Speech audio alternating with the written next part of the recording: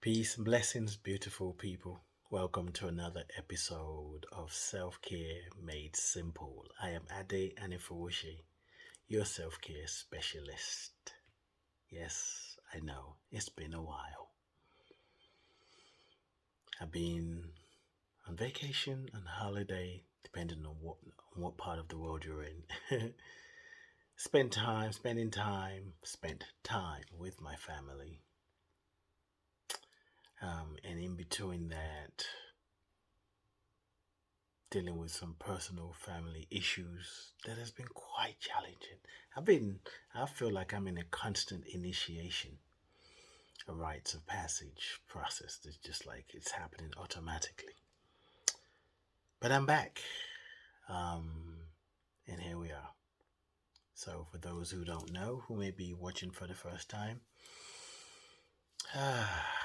we start the episodes, the session, this moment. We're taking deep breaths.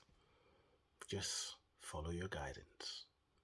Alright, I didn't tell you what today's topic is though. Today's topic is navigating grief. That's right. Don't run away now. Stick around. Now, take a deep breath in slowly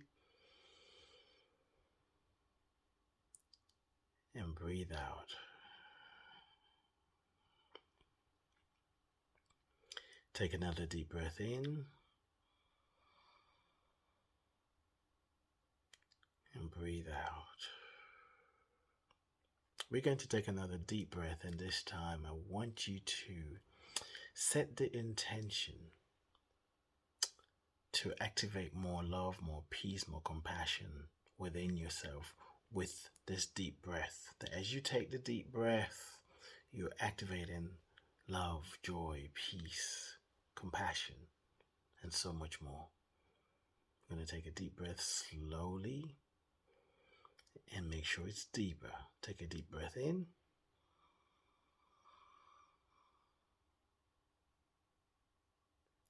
Hold it.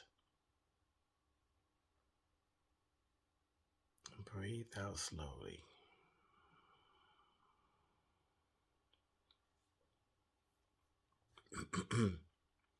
Self-care made simple is a pointer.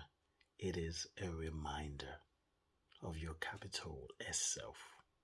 It is the self that is powerful. It is successful. It is grateful. It is creative. It is that part of you that is invisible. It knows all. It's part of all. You can call it your inner being. You can call it your higher self. You can call it God. You can call it your anointed self.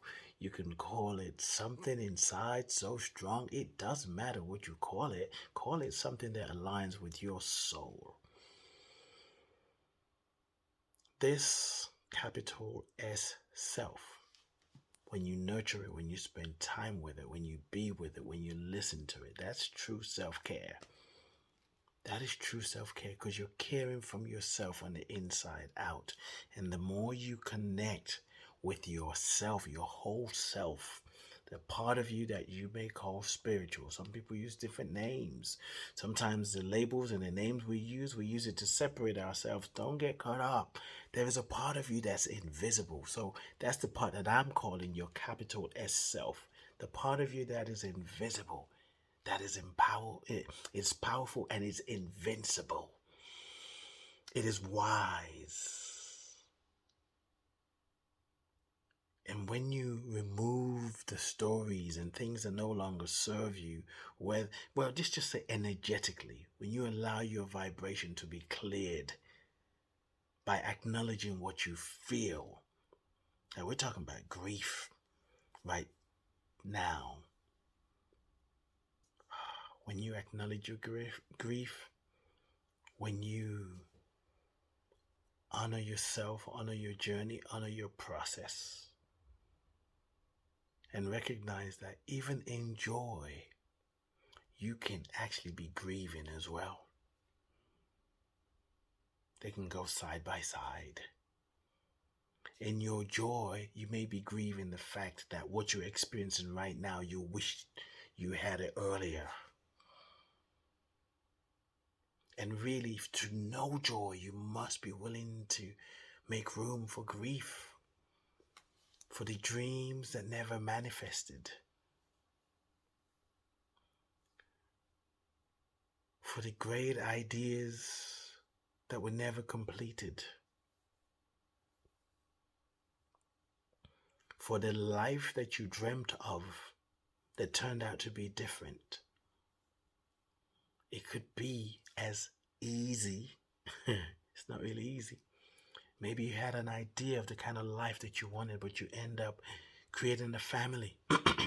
You had children, and that changed the way you navigated life. Maybe you chose not to have children at one stage, and now wish you did. The grief of that. We gotta make space. We gotta embrace the part of us that wants to die. The vibration of regrets. And as we do, we make room for something more powerful. We make room for clarity. We make room for new ideas, new thoughts. We make room for inspiration. We're still grieving. We're in a state, there's a constant grieving that's happening. But for some of us, it's unconscious. For some of us, it's clueless. This post-pandemic season that we're in, there's some things that are just happening. We don't know why. And we're trying to figure it out.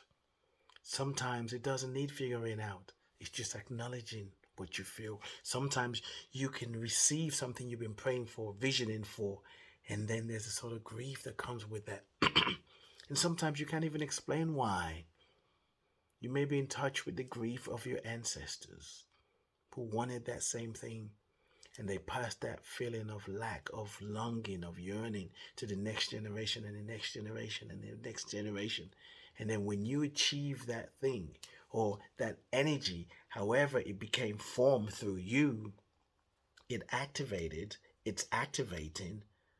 your lineage who wanted to experience that feeling, that vibration, that sense of fulfillment that never happened. You're not alone. We're not alone. We are connected. Make room for